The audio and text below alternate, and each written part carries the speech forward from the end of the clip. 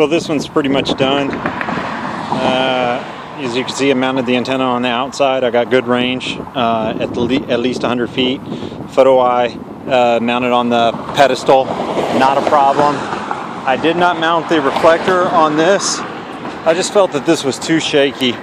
And over here I had a little bit more stability, so I mounted the reflector on this. Now this bush will become an issue at some point, but the sensitivity is turned down. This is just such a short span, so it's not a big deal.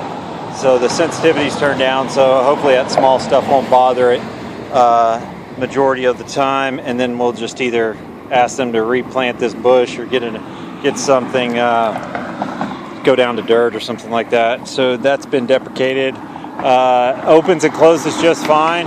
I ran it on the battery a couple of times, so I'll get one more shot when it's all done. I get all the stuff cleaned up and take a breather. And